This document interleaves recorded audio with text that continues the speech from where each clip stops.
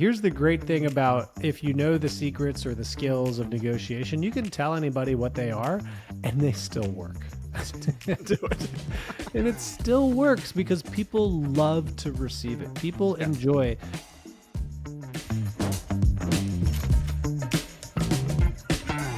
Welcome everyone to Life at 10 Tenths, where we inspire you to live at the pinnacle of your ability and purpose. Thank you for joining us today. We have a fun episode, kind of like, as Garrett likes to say, a little shot in the arm, kind of going to go deep on a short subject. Well, we'll see how long this one takes, Garrett. But he's Garrett, I'm Matt, and you are you. And thank you for being here with us. Garrett, good morning to you, sir. Good morning. I'm excited to jump into this one real fast. And this was a topic that I think is a mutual topic. I think we just started kind of, throwing around ideas and we both just kept adding on to this one. And we're like, we should probably record this. Well, we were talking about negotiations, which is what we're going to talk about today. And it is an interesting skill. It's a skill that everybody should develop. And it actually is also built into how you become a better salesperson, better service person, and all those things too. And we were having the conversation about, well, if you're highlighting negotiation as your skill, because I do believe that one of the biggest differentiators, a way to make sure that you get selected more than another person, is by having really great negotiation skills. And then Gary, you brought up, it's like, yes, but if you have to tell somebody that that's your skill, we have a problem. What came up was a pet peeve that I have when somebody will showcase to a client their powerful negotiation skills by how they stood up for their fee, their own personal fee. And they're like, you will see by my negotiation skills, this is the same, like I will be. It's just like, okay, wait. You defending and standing up for the business that you've created and the value that you have and why you're not giving in on your personal fee is why that's the showcase piece of like your amazing negotiation skills. No. Let's not do that. Let's not use that as like why you're amazing at this. And this is where we launched it. If you're having to say it, if you're having to show somebody like, you want to see how great of a negotiator I am, I'm going to hold my fee. Like, look at how much more I got you to pay me. And that's how, and I get it. Your ability to sell yourself and your services and hold the line there is an example, but it's unspoken, right? If you do it well, they've already recognized it. If you highlight it, you're kind of saying like, I want validation, which kind of opens up some other things there too. And so this is where I say like negotiation, the skill there is kind of an unspoken skill, and let's leave it unspoken. Let's just showcase it. Let's be really good at it. Because like the phone rings and you're like, did you notice you can expect that from me. I answer the phone when you call. Just want to point that out. Like that's what you can expect. Just want to highlight it. You see, I showed up today. I was on time, right? I was on time. You saw that? I walked in the door, rang your doorbell right at the time of our appointment. Like there are ways that like you can annoy people. That is one of them, not by being good at what you do. And here's the thing, like with negotiations, Garrett, it's like, be good at it. And yes, it does take practice and you are going to fall down on your face a lot of times, particularly if you're just developing this skill now. And that's okay. That's totally okay. You're going to get better at it, but it's not something you necessarily need to highlight as, is this what I'm good at? Is better off showing that you're great at it, bring that to the table, and then people will write that in your testimonials so that you can let that do the talking if you want to showcase to somebody who has not experienced that skill yet. Well, if anybody who's been around a really good negotiator, like somebody that just is a master at it, what they're really good is usually is helping two parties get to where they want to go. In doing it in a way that doesn't make anybody feel like they're being taken advantage of. Nobody's being cornered. Nobody is being coerced.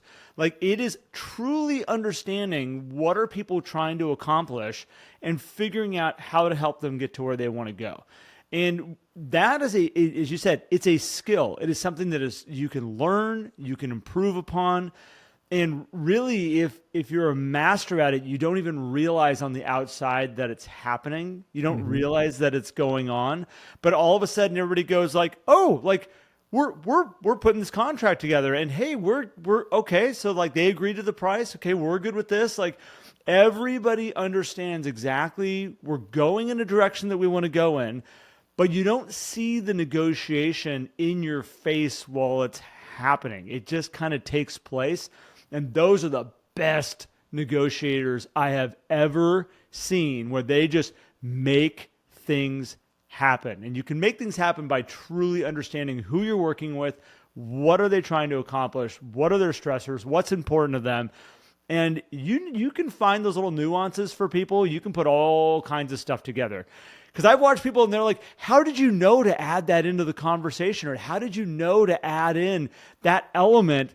Like, why did we offer that? How did you know to offer it? And you're like, well, I was listening to what was important to them, and I knew if I threw that into the deal, that's something that they were going to jump on. That play, that swing set in the backyard, we'll throw that in the deal. Like that little thing that they're like, oh my gosh, how did they know? Like one of our dreams was, this house and having this place for our kids to play, and like they're going to give us a swing set. Like, yeah, it was a negotiation piece that nobody knew. But if it was a tactic, oh, this is where I'm going to throw the swing set in. This is where it's going to happen. Like it loses all of its beauty of a really professional negotiation. And I'm using that as swing set as a, obviously a kind of a silly thing, but these are all elements of negotiation that when you get good, you got to know when to implement the right pieces at the right time. Well, and what you're basically describing here too is like crafting a really great offer, because the best negotiators don't actually have to negotiate for very long periods of time, because the initial offer that is put on the table, that is discussed, that is conversed, is researched. It's backed with information. It's backed with research. It's backed with emotions, and it's presented in a way where it seems absolutely irresistible. So the other side has to say yes. And if you look at negotiation, every time you go back and forth, if you think of it as just crafting that initial offer over again to figure out how do I make this so irresistible, then yes, the skill of presenting it and sharing it and conversing it comes into play there, and best people there are smooth as butter. But interesting experience I had recently is I went out to a workshop with Alex Hormozi and his team in Vegas, and Alex pulled the most incredible upsell I had ever seen. And this does tie into negotiation, because negotiation and sales are like sisters, right? And he basically got on stage to give this presentation of the really incredible matrix that he was talking about. And he was assuming and we learned this on day 2, because he basically did the upsell again through the same strategy and caught everybody off. It was amazing. But he is basically assuming that everybody's a low information buyer, which we all are. We all don't have a lot of information, so we need a lot, right? So he went through this whole training displaying this thing, and then built all the way up into this offer of how the results they've seen and how they can do it. And he like disappeared behind a sea of purple t-shirts who were then going to come and take your money. And it was like, everyone's like, wait, what just happened? And half the room went and bought too, which was incredible. And so, but the key there is he was making sure he crafted the whole thing is to create an offer that was irresistible, backed with evidence that if the right person was sitting there, they'd be like, that's for me. I want to take on that without even negotiating. Now, you could ask questions and all that stuff, but when we're getting into real estate negotiations, the same thing applies.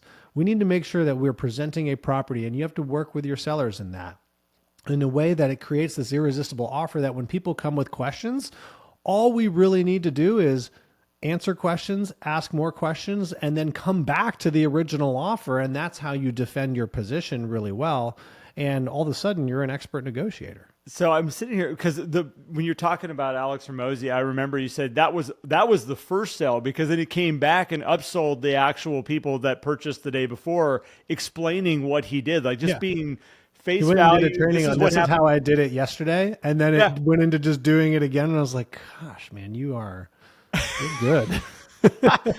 But I was sitting here and going, okay, so like back when crafting offers and getting deals put together in 2020, and there's a lot of buyers agents out there that were out there and just beating the pavement, trying to get deals put together, making offers, getting offers shot down.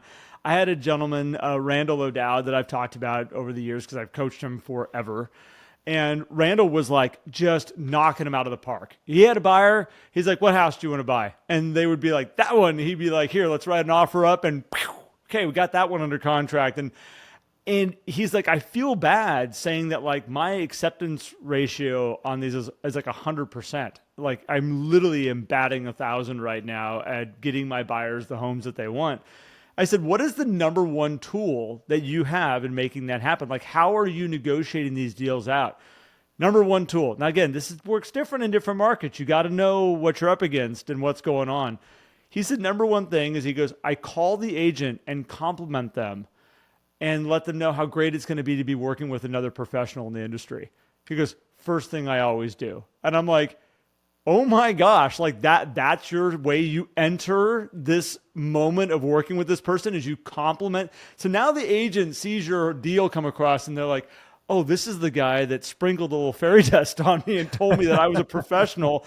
I've never done a real estate deal before in my life, but for some reason he thinks I'm a professional. Like, okay, like there's already like special energy around this offer. But then going as far as going, is there anything specific your seller's looking for or trying to accomplish with this sale that would really make this a great deal for them?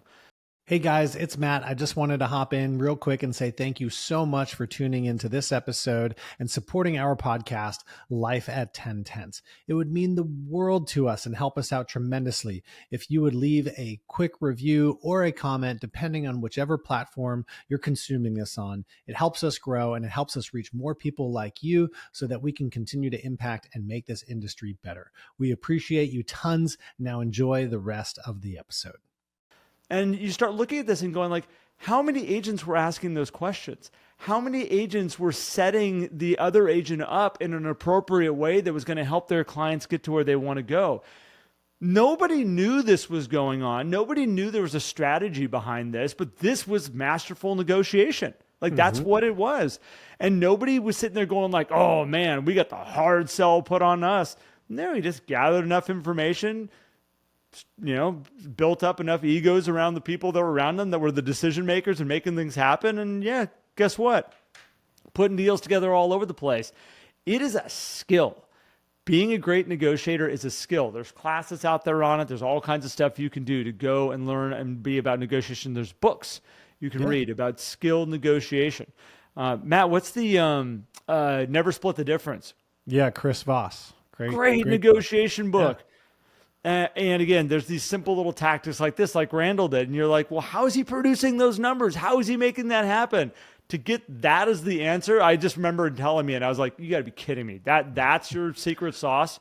What he's doing there, which is something that I think is worthy of bringing up and something it's important to negotiation, is he's positioning himself. Yeah. He's positioning himself as the alpha, essentially. Because if he's coming in and complimenting, if I'm going to say, hey, Garrett, what a great listing that you put on the market here. Beautiful presentation. Loved everything about it. Like, man, it's going to be so great working with another great professional. I'm validating you, which means if you're taking that validation, it puts me a little bit above you, right? In not saying like I'm better than you, but it just gives you that little bit of position of power, and negotiating from strength is very, very important.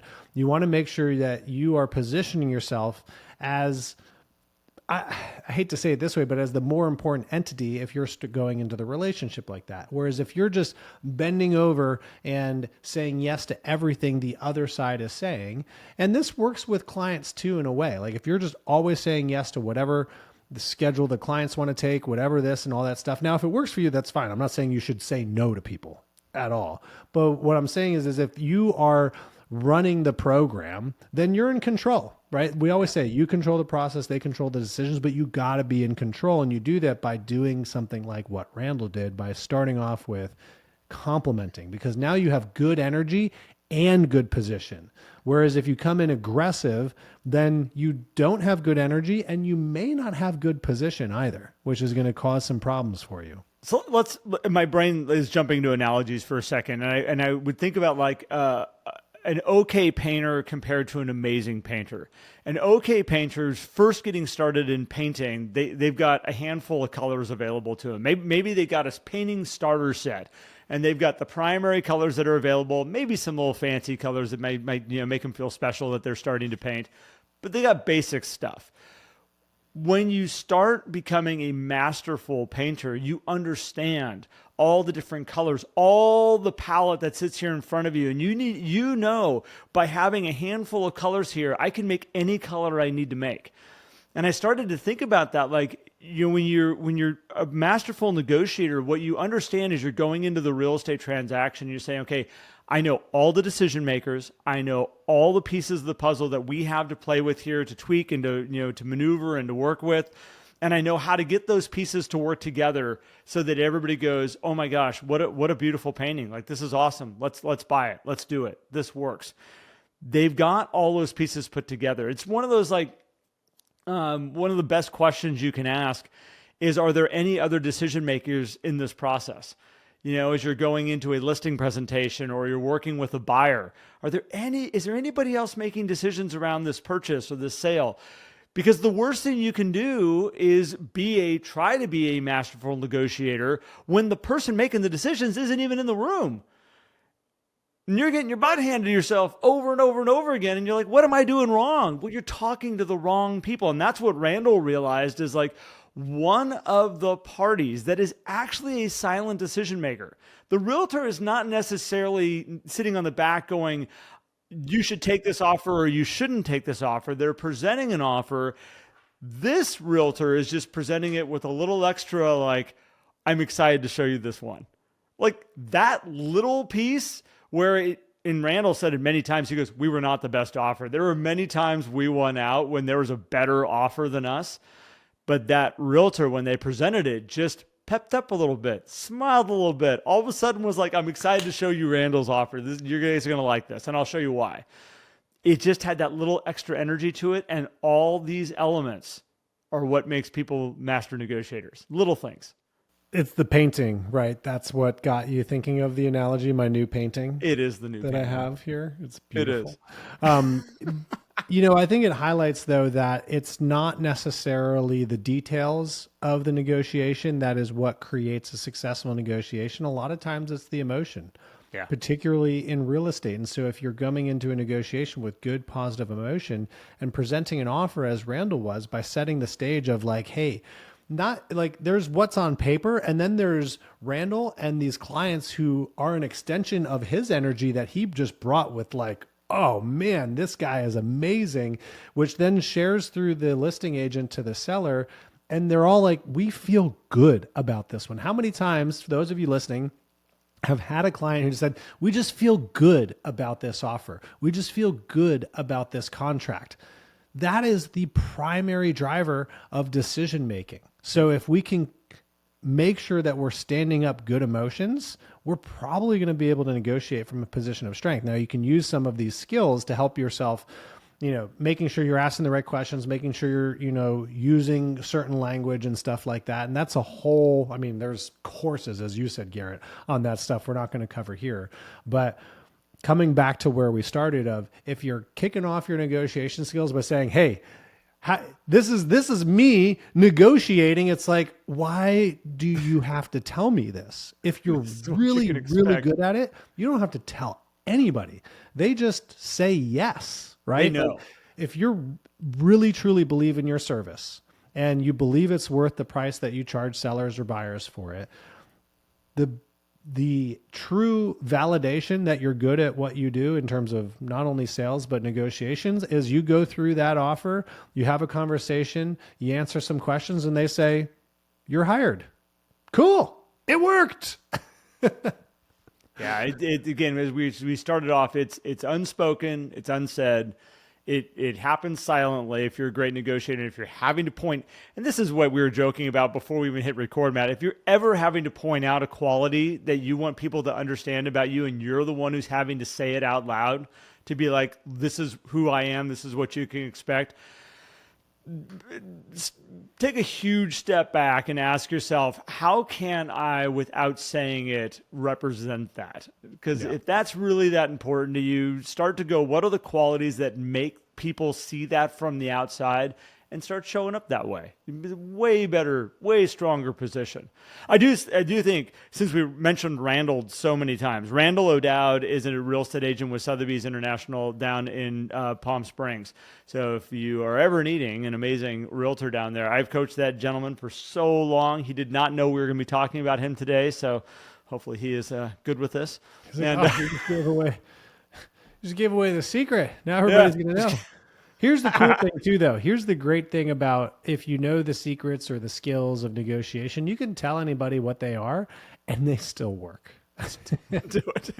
And it still works because people love to receive it. People enjoy being on the receiving end. I enjoy being on the receiving end of a great salesperson and a great negotiator, because I'm like, man, that was a wonderful experience. And a lot of times I'm learning something for myself. So win-win-win for everyone. Well, great topic, Matt. If you're listening to this right now and you want to learn more about what Matt and I have built behind the scenes on the backside, which is our coaching program, we have Life at 10 Tenths. You can come and join the light membership at Life at 10 Tenths. You can jump into that. You'll get our newsletter. You'll get episodes. You get the shorts that Matt and I will give out, little value here and there. If you want to come and be part of the coaching program, which is where the majority of people are coming and joining us, which I'm grateful for right now, we have an amazing group of people. We do weekly coaching calls as a large group, bringing in tons of value and tons of people's experience. We also do co-working sessions every Monday, which is a super high productive hour where people come together and just get stuff done. Super excited that is growing the way that it's growing right now. Matt, we had an awesome group of people on that last week. And just would love to have your great knowledge, your great energy. I love our listeners. We were just talking about how great the people are that tune into us every week, and the more we can have them all in one spot sharing ideas, it helps everybody be the best that they can possibly be. So thank you so much for joining us. And Matt, anything else? Anything I forgot? No, man, that's great, guys. I mean, we appreciate you all. Come check us out. If there's anything that we can do to support you on your journey through this year, reach out to us. Follow us on Instagram. I think it's Garrett_Life at 10. You can follow me, Matthew J. Bonelli, or you can follow our brand Life at 10 Tenths on Instagram. You can find us, connect with us. There's little other bits of value that we share out there in kind of the content universe that exists. So connect with us there. We'd love to chat with you and hear about what's going on in your world. Thanks, everybody. Have a great one.